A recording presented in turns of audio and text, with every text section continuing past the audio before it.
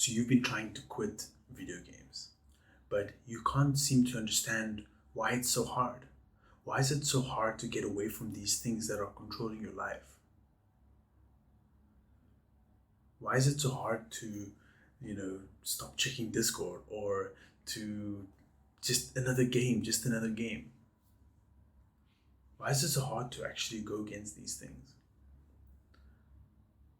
Well, like you, I had these exact questions.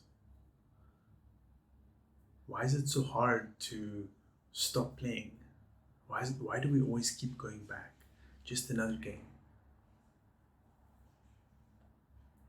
And so I tried to do some research on my journey of self improvement to actually stop playing video games, and I've largely quit, but this is still something that it keeps drawing me in, right? Maybe I would stop playing for like a week.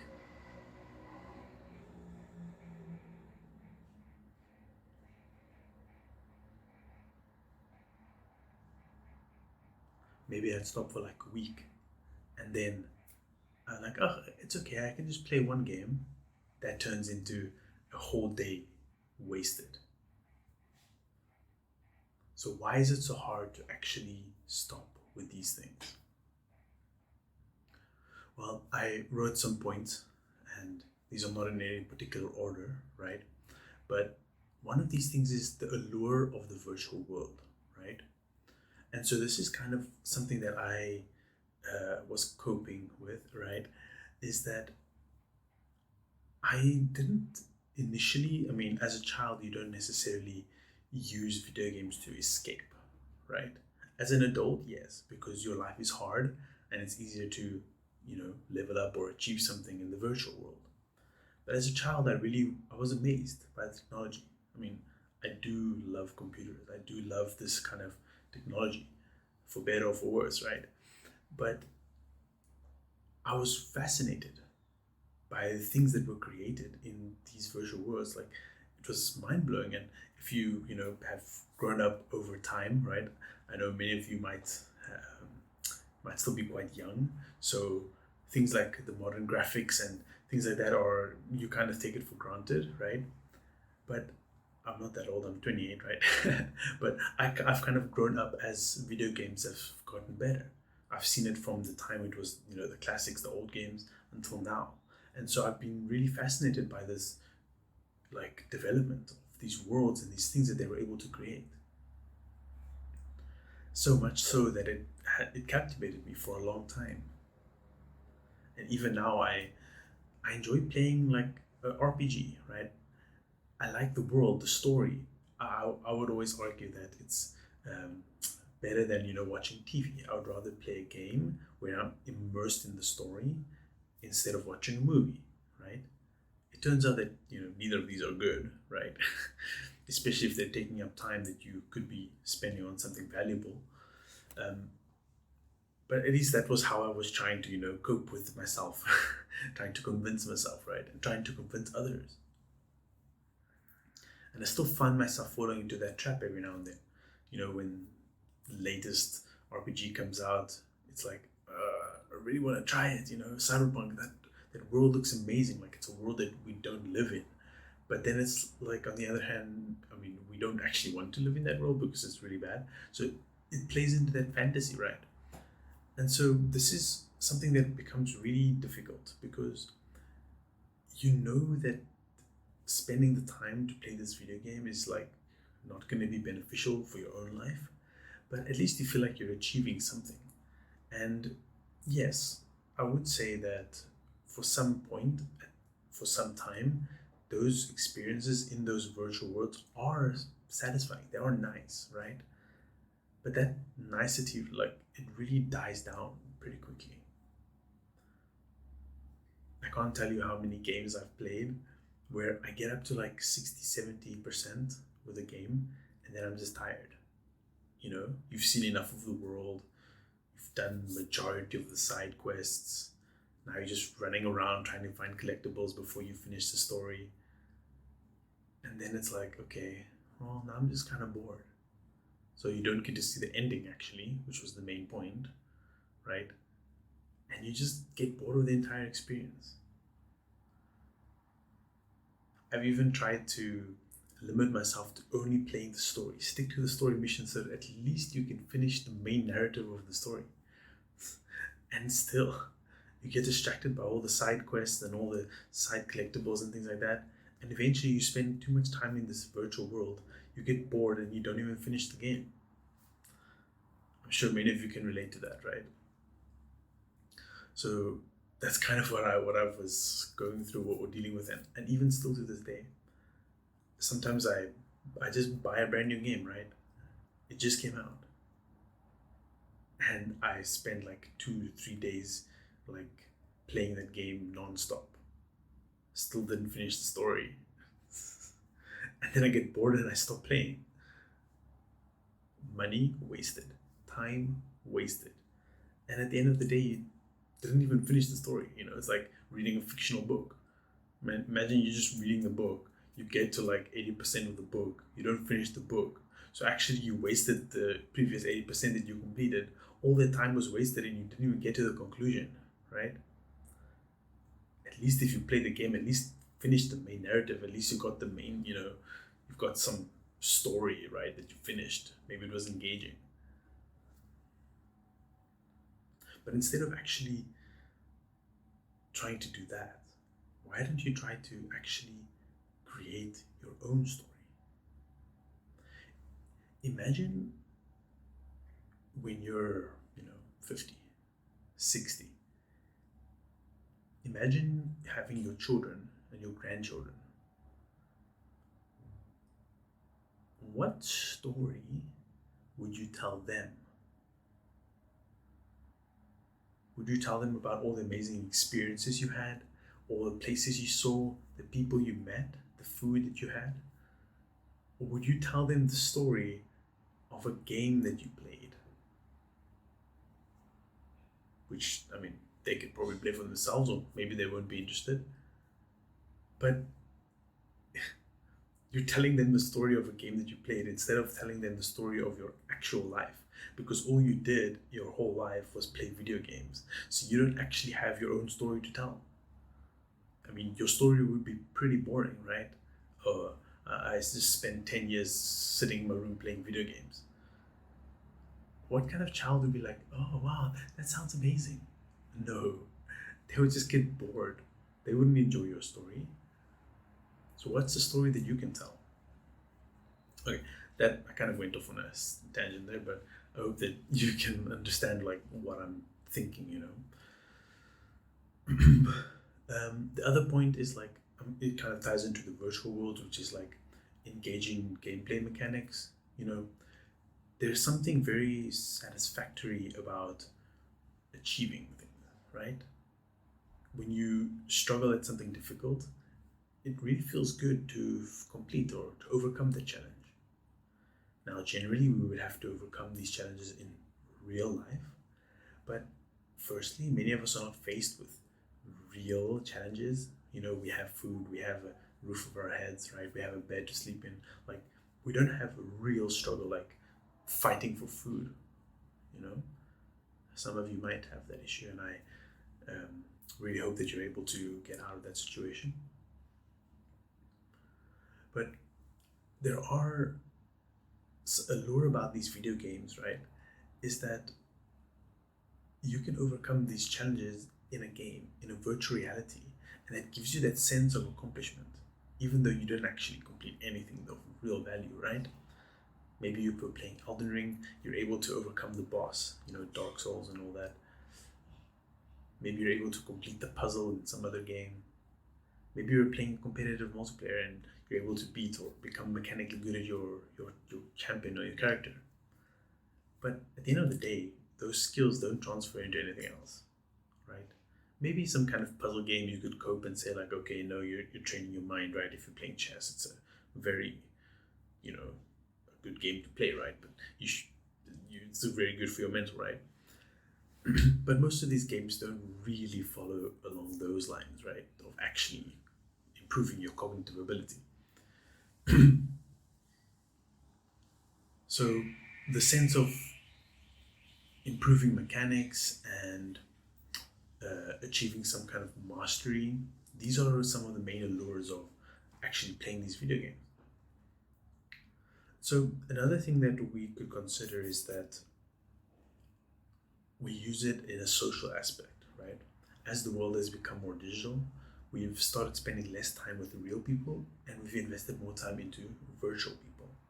I mean, yes, there are real people at the other side, right? But we don't actually meet or interact or speak to those people. And when we play the video games and we're talking to these people, we're not actually engaging with their life story, right? And they're not engaging with our life story. We're just two people, opposite sides of the world, talking about a video game. I guess you could say it's the same as, like, people who watch sports together or something like that, right? At the end of the day, they're not the ones playing the sport, right? They're just arguing about it. Anyway, so we get this false sense of community, this false sense of relationships, friendships, social interaction. And instead of making real friends in the real world who you can actually touch, give hugs to, speak to, you get trapped in this virtual world. And it's a lot easier because people can't see you. You don't need to show your vulnerabilities. You don't need to show people who you really are.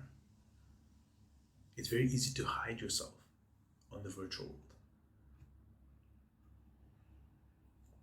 So that's definitely something that can,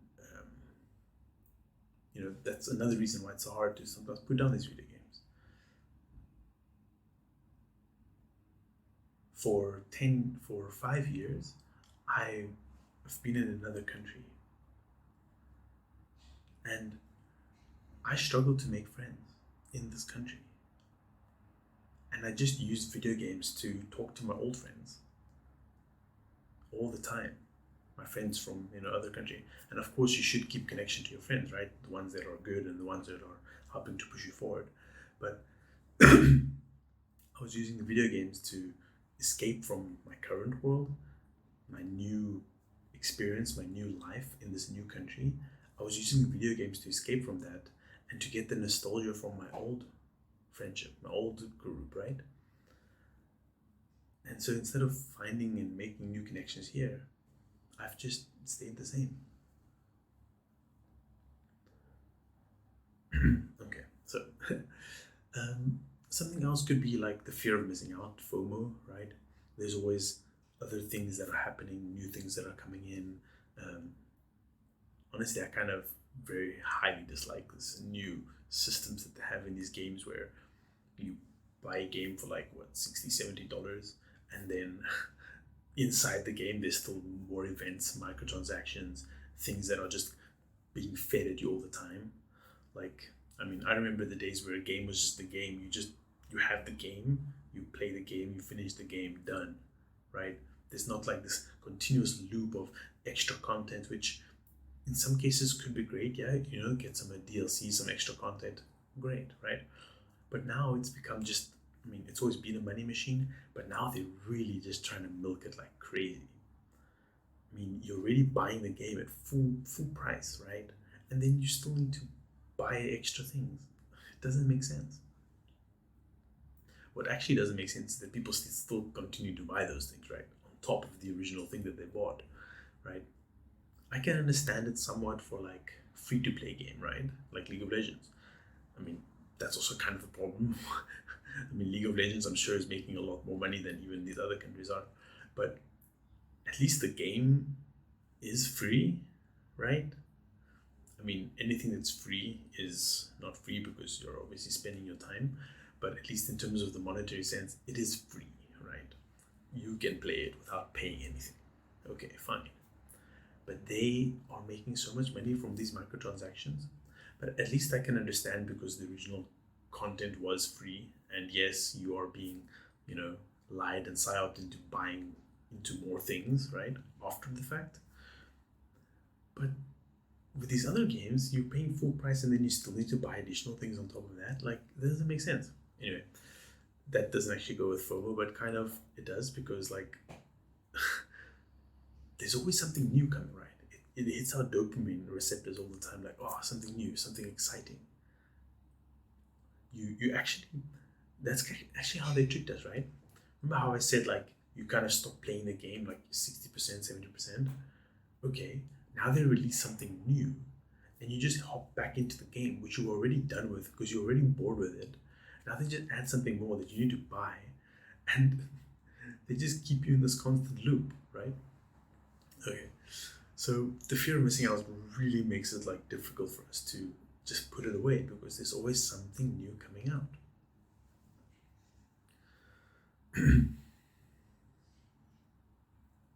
So these are just some of the things that we obviously struggle with when it comes to trying to put down a video game. Like there's always some kind of machine in the background trying to tell us like, no, it's okay, just keep going. Here's something new, let's try it again. And so it's really hard to put these things down. And so how can we actually go about doing this? Well, the fact that you're watching this video already means that you've made the decision to look into it. Why you can't actually put it down. This by watching this video means you already understand that there's something wrong. Right? Otherwise you wouldn't have clicked on this video. So that's great. That's the first step to understanding that yes, there is something wrong and you need to do something about it. So what can you do? Well, there are many different methods and many different things that people can do. I mean, like uninstalling all your stuff or whatever. Like, at the end of the day, that doesn't really help because you can always just re-download it. So the only thing that really helps is it's really 100% just a mental game, right? It's all mental. And so you need to you need to strengthen your mind, callous your mind, so that you're able to resist these things. You know, it's like someone who's going on a diet. You know the food that you're eating is bad for you, but you know when you see that cake, or you're going on this diet, you remove all the bad cake, sugars, whatever, you don't buy any of those things, right? And you're like, okay, that's fine. This diet will be easy. I can just avoid these things. I can just remove them from my life. And then what happens? You're taking a walk, you know, it's a nice summer day, and there you walk past, you see the Coke dispenser, right? And you're like, you know, it's a summer day. I didn't have a Coke in like, 2 weeks. I can have a Coke, no problem. So you've removed these things from your life, right? But now you just don't have the mental capacity or the willpower to actually stop yourself from eating it. So you go, you put your coins in, and you get your Coke, right? And you start drinking it. Like, it's so easy to just relapse like that. So I heard, who was it? I think Hamza. He mentioned like for example, if you're on a diet, right, put the chocolate right there, right next to you, but don't eat it. So you're faced with the temptation daily, and daily you're reminding yourself you should not eat that chocolate. And so you can do the same thing with video games, right? I don't know if it's would work or not. I'm struggling with that myself, right? So please comment if you are able to, work on this. So I have the video games, right, on my PC still, right? But I'm really like, just do my work, do what I need to do, don't play. Do what I need to do, don't play. Work, don't play. And so I actually have a tracker of like days that I was able to resist, right? And then if I do play video games, I just mark it on the tracker. Okay, 10 days without, 1 day I played games.